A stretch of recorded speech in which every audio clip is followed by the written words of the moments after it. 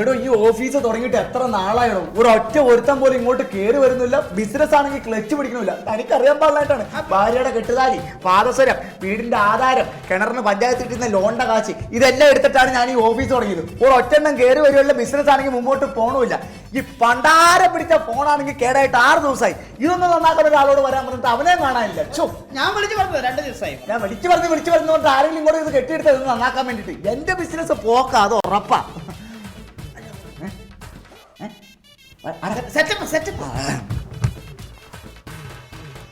Hello. അതെ ഞങ്ങൾ അയച്ചിരുന്നല്ലോ. Fruits അല്ലേ ന്യൂയോർക്കിലേക്ക്? അത് 1.5 കോടിയുടെ ഞങ്ങൾ അയച്ചിരുന്നല്ലോ പ്രോൺസ്. ചെമ്മീൻ അയച്ചിരുന്നു. ഒരു മിനിറ്റ്. ഹലോ. പിന്നെ എന്താ വേണ്ടേ? മറ്റേ ഇല്ല, അതൊന്നും പ്രശ്നമാക്കേണ്ട കാര്യമില്ല. ഷിപ്പിന്റെ അടി നമ്മളിപ്പോ വെൽഡ് ചെയ്തുകൊണ്ടിരിക്കുകയാണ്. അതിനേതാണ്ട് ഒരു 2000 5000 ക്രോഡ്സിന്റെ അടിയിൽ വരും അല്ലെ? അത്രയും വരും തോന്നുന്നുണ്ട്. ഒരു മിനിറ്റ്. അതെ. പിന്നെ നിങ്ങളന്ന് ചെക്ക് മടങ്ങി നിങ്ങൾ വിഷയക്കണ്ട. കാരണം നമുക്കിപ്പോ 4 കോടി 5 കോടി ഒരു വിഷയമുള്ള ടീമല്ലല്ലോ നമ്മള്. അതായത് ഇപ്പൊ നമുക്കിപ്പോ ഇഷ്ടംപോലെ ബാലൻസ് ഉണ്ട്, ബാങ്ക് ബാലൻസ്. അതെ, ഞങ്ങളിങ്ങനെ കോടികൾ ഇങ്ങനെ ഈ അക്കൗണ്ടന്റ് പോലും കണക്ക് കൃത്യമായിട്ട് കണ്ടുപിടിക്കാൻ പറ്റില്ല. കോടികളുടെ ആസ്തിയാണല്ലോ ഞങ്ങളുടെ കമ്പനിക്ക്. ഒരു മിനിറ്റ്. പിന്നെ മറ്റേ നമ്മുടെ ബിസ്ക്കറ്റ് കമ്പനിയുടെ ഏതാണ്ട് മന്ത്ലി ഒരു 2 lakhs rupees ലാഭം ഉണ്ടെന്നാണ് അവർ പറയുന്നത്. പക്ഷെ ഞാനതൊന്നും പോയി ശ്രദ്ധിക്കാറുണ്ട്, എനിക്ക് സമയമില്ല. പ്ലീസ് പോരടിക്കില്ല. ഒരു മിനിറ്റ്. പിന്നെ ഏക്കർ, പിന്നെ 65 ഏക്കറല്ലേ നമ്മുടെ റബ്ബറും തോട്ടം. അതൊക്കെ നിസ്സാര വിലക്ക് കൊടുത്തു കളഞ്ഞു. ഇല്ലെന്ന്. കാരണം നമ്മുടെ കമ്പനി മുമ്പോട്ട് പടിപടിയായി പോയിക്കൊണ്ടിരിക്കുകയാണല്ലോ. നമുക്ക് യാതൊരു പ്രോബ്ലംസും ഇല്ല. ക്രോഡ്സ് ആണ് ഞങ്ങളുടെ വരുമാനം. ക്രോഡ്സ്. അത് ഞാൻ എത്തിച്ചിരിക്കും. ഓക്കെ. ശരി എന്നാ. ഓക്കെ. കാർ ഞാൻ ബെൻസ് വിറ്റ് കളഞ്ഞത്. ബെൻസിന് ഏതാണ്ട് ഒരു 50 ലക്ഷം രൂപ. അതൊക്കെ എനിക്ക് പുല്ലാണ്. അതിന്റെ എന്തോ മെഡലോബിളം കിട്ടിയോ ഡിഫറൻറ്റ് എന്തോ പോയിട്ട് ഞാൻ കാർ ഷെഡ് കെട്ടിട്ടിരിക്കുക. അത് പ്രശ്നമില്ല. കുഴപ്പമില്ല. Okay. Okay. This is the last of the companies in the under section of the nationality. Okay? Yeah. Oh, thank you. നമ്മുടെ ഡീലേഴ്സ് ആണ്. ക്രോഡ്സിന്റെ ബിസിനസ് അല്ലേ നടക്കുന്നത്. എനിക്ക് പോലും തലക്ക് പോകരുത്. ഞാൻ ഈ ബിസിനസിന്റെ ഡീലിംഗ്സ് ആയതുകൊണ്ട് നിങ്ങളെ ശ്രദ്ധിക്കാൻ പറ്റിയില്ല. അല്ല, ഇനിയിപ്പോ ഞാനിവിടെ നിൽക്കേണ്ട കാര്യമില്ലല്ലോ. അല്ല, എന്താണ് നിങ്ങൾ വന്നത്? ബിസിനസ് പരമായിട്ട് എന്തെങ്കിലും? അതല്ല, കംപ്ലൈന്റ്. നിങ്ങൾ ഈ ഫോൺ കേടായെന്ന് പറഞ്ഞ കംപ്ലൈന്റ് കൊടുത്തിരുന്നല്ലോ. ഫോൺ കേടായെന്ന് പറഞ്ഞ കംപ്ലൈന്റ് കൊടുത്തില്ലേ? കൊടുത്തിരുന്നു. അപ്പൊ ഇനിയിപ്പോ എല്ലാം ഓക്കെ സ്ഥിതിക്ക് ഞാൻ നിൽക്കണ്ടായിരുന്നു. ഞാൻ പോയിക്കോട്ടെ. അല്ല, എല്ലാം ഓക്കെ എന്ന് പറഞ്ഞാൽ നിങ്ങൾ ആരാ എനിക്ക് മനസ്സിലായില്ല. നിങ്ങൾ എന്താ വരവേണ്ട ഉദ്ദേശം? ഞാനത് പറഞ്ഞില്ല. ഞാൻ ടെലിഫോൺ ഓഫീസിൽ നിന്ന് ഫോൺ നന്നാക്കാൻ വേണ്ടി വന്ന ആളാണ്. അപ്പൊ ഞാൻ പോയിക്കോട്ടെ. ഓക്കെ. ടെലിഫോൺ ഓഫീസിൽ നിന്ന് ഫോൺ നന്നാക്കാൻ വേണ്ടി വന്ന എന്റെ ഫോൺ.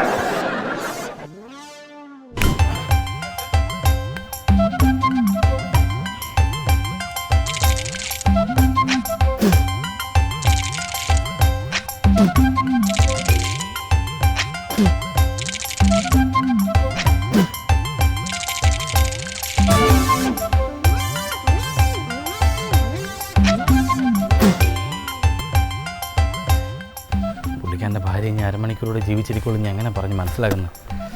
എന്തായാലും പറയാതിരിക്കാൻ നിവൃത്തിയില്ലല്ലോ. എന്തെങ്കിലുമൊക്കെ അഡ്ജസ്റ്റ് ചെയ്ത് പറയാം. ഹലോ മിസ്റ്റർ, വീടല്ലേ? എന്തും സഹിക്കാനുള്ളൊരു കഴിവാണ് നമ്മൾ ആണുങ്ങൾക്ക് വേണ്ടത്. തീർച്ചയായിട്ടും ഡോക്ടർ. ഇപ്പോൾ ദൈവം നമ്മുടെ ജീവിതത്തിൽ പല പരീക്ഷണങ്ങളും തരുമായിരിക്കും. പക്ഷെ നമ്മളിതൊക്കെ സഹിച്ചേ പറ്റുള്ളൂ. തീർച്ചയായിട്ടും. ഇപ്പോൾ നിങ്ങളുടെ ഭാര്യ അകത്ത് കിടക്കാണല്ലോ. ഞാനാണ് നിങ്ങളുടെ ഭാര്യയെ ചികിത്സിച്ചുകൊണ്ടിരുന്നത് ഡോക്ടർ. എനിക്കൊരു കാര്യം പറയണ്ട. ഒന്ന് വരൂ. എവിടെ പോന്ന്? വരൂ. നിങ്ങളുടെ ഭാര്യ, അതെ, ഞാൻ പറയാൻ പോകുന്ന കാര്യം കേട്ട് നിങ്ങൾ ഒരിക്കലും അപ്സെറ്റ് ആവരുത്. തീർച്ചയായും ഡോക്ടർ. പറയൂ ഡോക്ടർ. നിങ്ങൾക്കിത് അത് സഹിക്കാനുള്ളൊരു കഴിവാണ് വേണ്ടത്. ഓക്കെ, നിങ്ങൾ മനസ്സിനെ നിങ്ങൾ അതിനുള്ള സജ്ജമായിക്കണം. ഞാൻ സജ്ജമായി. നിങ്ങളുടെ ഭാര്യ അല്ല, അപ്പോൾ ഞാൻ വളരെ ശ്രമിച്ചു. പക്ഷേ നിങ്ങളുടെ ഭാര്യ പറഞ്ഞു ഡോക്ടർ. പറഞ്ഞു. നിങ്ങൾ സഹിച്ചേ പറ്റുള്ളൂ. പ്ലീസ്, നിങ്ങൾ എന്നെ കൂടെ നിങ്ങളുടെ ഭാര്യ ഇനി അരമണിക്കൂർ കൂടെ ജീവിച്ചിരിക്കുള്ളൂ. നിങ്ങൾ സഹിച്ചേ പറ്റൂ. പ്ലീസ്. ഇതാണ് വലിയ കാര്യം. 18 കൊല്ലമായിട്ട് ഞാൻ സഹിക്കാം. പിന്നെയാണോ ഡോക്ടർ ഈ അരമണിക്കൂർ? ഒന്ന് പോടോക്കളെ പോടോളൂ. പിന്നെയാണ് ദൈവമേ.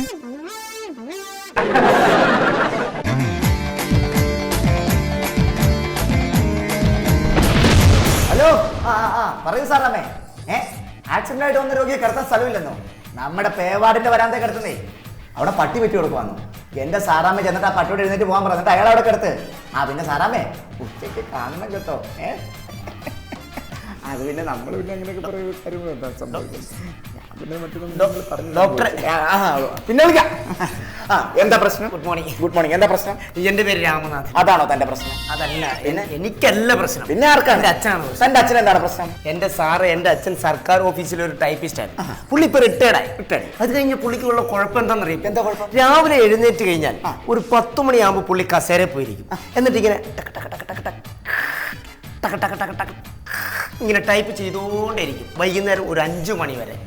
രാവിലെ 10 o'clock മുതൽ വൈകിട്ട് ഈവനിങ് 5 o'clock വരെ പുള്ളി ഇങ്ങനെ ടൈപ്പ് ചെയ്തുകൊണ്ടേയിരിക്കും അല്ലേ? ഇതിൽ നിന്നും എനിക്കൊരു കാര്യം മനസ്സിലായി. എന്ത്?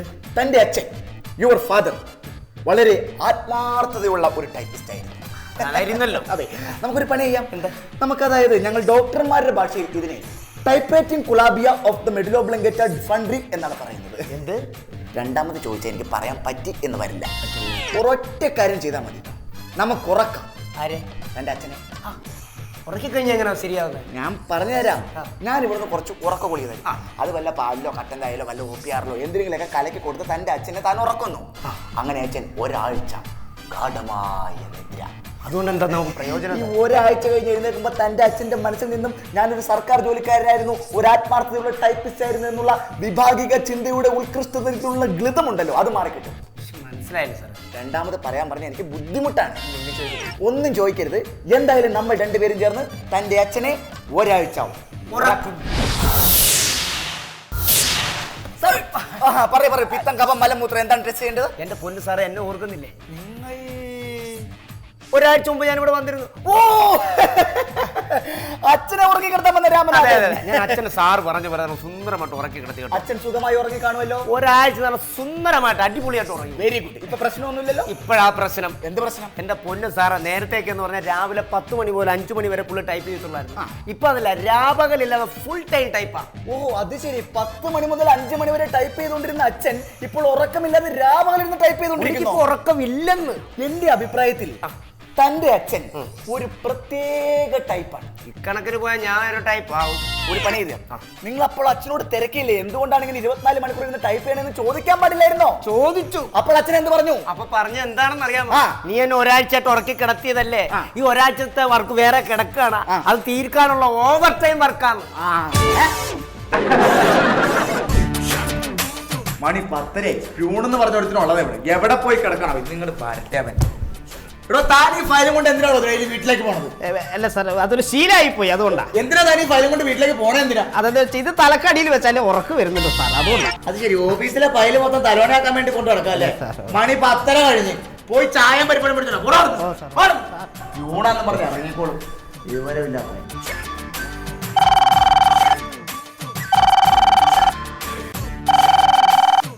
ഹലോ ഹലോ ഹലോ, ഇത് കോട്ടക്കൽ ബ്രാഞ്ച് അല്ലേ? അതെ, കോട്ടക്കൽ ബ്രാഞ്ചാണ്. ഞാൻ തിരുവല്ല ബ്രാഞ്ചിൽ നിന്ന് പ്രഭാകരനാണ്. മിസ്റ്റർ സദാശിവൻ? അതെ അതെ അതെ, സദാശിവൻ. എന്തൊക്കെയുണ്ട് പ്രഭാകര വിശേഷം? സുഖം തന്നെ. എന്തൊക്കെയുണ്ട് വിശേഷങ്ങള്? സുഖമായിട്ട് പോകുന്നു. അതെ, പിന്നെ ഞാൻ വിളിച്ചതേ, നമ്മുടെ ബ്രാഞ്ചിൽ നിന്ന് ഒരാൾ അങ്ങോട്ട് ട്രാൻസ്ഫർ ആയി വരുന്നുണ്ട്. One mister Ganesh Kumar. ഇങ്ങോട്ടോ? ഗണേഷ് കുമാർ അല്ലേ?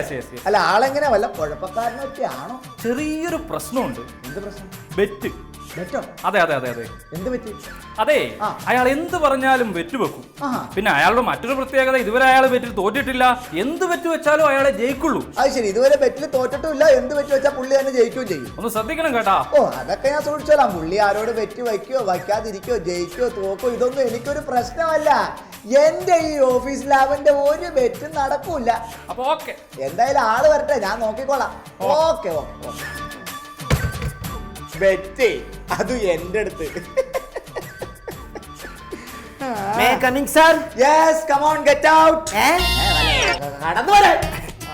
Good morning sir. Good morning. ഞാൻ തിരുവല്ല ബ്രാഞ്ചിൽ നിന്ന് ട്രാൻസ്ഫർ ആയിട്ട് വന്ന ഗണേഷ് കുമാർ. അതെ അതെ. എന്നെ അവിടുത്തെ ബ്രാഞ്ചിലെ സദാശിവം വിളിച്ചിരുന്നു. അപ്പോ ഗണേഷ് കുമാർ ഇന്ന് തന്നെ ജോയിൻ ചെയ്യുന്നോ അതോ നാളത്തേക്കാണോ? എങ്ങനെയാണ്? ഇന്ന് ചെയ്യാം സാർ. ഇന്ന് തന്നെ ജോയിൻ ചെയ്യാം. പിന്നെ ഗണേഷ് കുമാർ ഒരു പ്രത്യേക കാര്യം ശ്രദ്ധിക്കണം. ഓഫീസ് കാര്യങ്ങളിൽ ഞാൻ ഭയങ്കര പങ്ക്ച്വാലിറ്റിയാണ്. സമയം പറഞ്ഞാൽ സമയത്ത് വരിക, കറക്റ്റ്. ഡ്യൂട്ടി പറഞ്ഞാൽ ഡ്യൂട്ടി ചെയ്യുക. അല്ലാതെ മറ്റ് ചിന്തകളും സംസാരങ്ങളും ഒന്നും ഈ ഓഫീസിൽ പറ്റില്ല. കാരണം ഞാൻ അത്രയ്ക്ക് സ്ട്രിക്റ്റ് ആണ്. Okay sir. മനസ്സിലായോ? ആ പിന്നെ ഞാൻ എന്തോ കേട്ടല്ലോ, താൻ എന്തോ ബെറ്റ് വയ്ക്കുമെന്നോ, ബെറ്റ് വെച്ചാൽ താൻ മാത്രമേ ജയിക്കുള്ളൂ, വേറെ ആരും ജയിക്കില്ല എന്നൊക്കെ പറയുന്ന കേട്ടു. എൻ്റെ പൊന്ന് സാറ്, എനിക്കങ്ങനെ ബെറ്റ് വെക്കാൻ വലിയ താല്പര്യമൊന്നുമില്ല. പിന്നെ മറ്റുള്ളവർ എന്നെ കൊണ്ട് വെപ്പിക്കുന്നതല്ലേ അത്. ഓ, മറ്റുള്ളവർ തന്നെ കൊണ്ട് ബെറ്റ് വയ്പ്പിക്കുന്നതാണ് അല്ലേ? പക്ഷെ ഒരു കാര്യം ഞാൻ പറഞ്ഞേക്കാം, താൻ ആരായാലും കൊള്ളാം, എന്ത് ബെറ്റ് വെക്കുന്നവനായാലും കൊള്ളാം, ഈ ഓഫീസിൽ ബെറ്റ് എന്നുള്ളൊരു വാക്ക് കേട്ട് പോകരുത്. അഥവാ കേട്ടാൽ എന്നെ തനി സ്വഭാവം എന്താ മനസ്സിലാക്കും. സാറേ, ഞാൻ അങ്ങനെ താല്പര്യം കൊണ്ട് വെക്കുന്നതല്ല. പിന്നെ ഇപ്പൊ ഞാൻ തന്നെ ഉദാഹരണത്തിന് ഞാൻ പറഞ്ഞുതരാം. സാറിന്റെ പുറകിൽ ഞാൻ പറയാം ഒരു മറുകൊണ്ടെന്ന് പറഞ്ഞ സാർ സമ്മതിക്കും? എന്റെ പുറകിൽ മറകില്ല. ആര് പറഞ്ഞു മറുകില്ലെന്ന്? ഞാൻ പറഞ്ഞു. സാറൊന്ന് നോക്കിക്കേ, എന്റെ പുറകിൽ മറകില്ല. എന്റെ പൊന്ന് സാറാ, സാറിന്റെ പുറകിൽ മറുകൊണ്ട്. വെറുതെ ഗണേഷ് കുമാറെ വെറുതെ കളി എടുക്കരുത്. എന്റെ പുറകിൽ മറകില്ല. ഞാനല്ലേ പറഞ്ഞ മറുകൊണ്ടെന്ന് പറഞ്ഞു? എന്റെ പുറകിൽ മറകില്ല, ഇല്ല ഇല്ല. സാറിന്റെ പുറകിൽ മറുകൊണ്ട് ഉണ്ട് ഉണ്ട് ഉണ്ട്. ബെറ്റണ്ട. എന്റെ പുറകിൽ മറകില്ല എന്നും പറഞ്ഞ് ബെറ്റണ്ട. 5000 രൂപ ബെറ്റ് എന്താ? ശരി, 5000 രൂപ ഞാൻ വെക്കുന്നു. ബെറ്റ് വെച്ചിരിക്കുന്നത് 5000 രൂപ. എന്റെ പുറകിൽ മറകില്ല, 5000 രൂപ ബെറ്റ്. 5000 രൂപ ബെറ്റ്. ബെറ്റ്. ഞാൻ പറയുന്ന മറു ഉണ്ടെന്ന് പറയും. ഞാൻ പറയണ മറകില്ലെന്ന് പറയും. ഞാൻ പറയുന്ന മറു ഉണ്ടെന്ന് പറയും. ഞാൻ പറയണ മറകില്ലെന്ന് പറയും. എന്നാ കാണിക്കുന്ന ഇങ്ങോട്ട്. കിടക്കണ 5000 രൂപ, 5000 രൂപ ഇല്ലെന്നുള്ളതൊക്കെ ഞാൻ കാണിച്ചു തരാം. വെറുതെ ബെറ്റ് ബെറ്റെന്നും പറഞ്ഞ എന്റെ മേത്തട്ടുകാരൻ.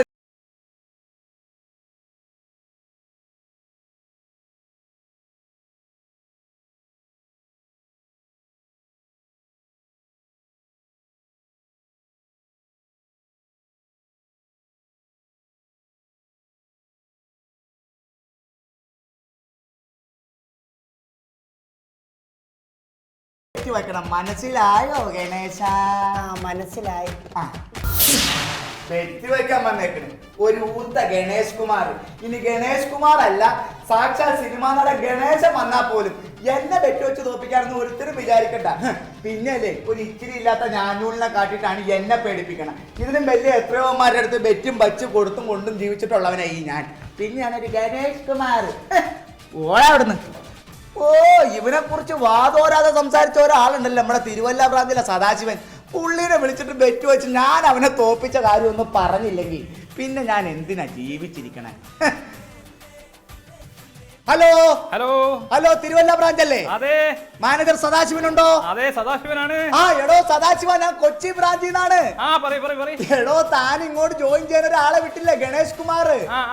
താൻ എന്തൊക്കെയാണ് പറഞ്ഞത്? അവൻ ഭയങ്കര ബെറ്റ് വീരനാണ്, ബെറ്റ് വെച്ച് അവൻ മാത്രമേ ജയിക്കുള്ളൂ എന്നൊക്കെയല്ലോ താൻ പറഞ്ഞത്. എന്താണോ ഉണ്ടായത്?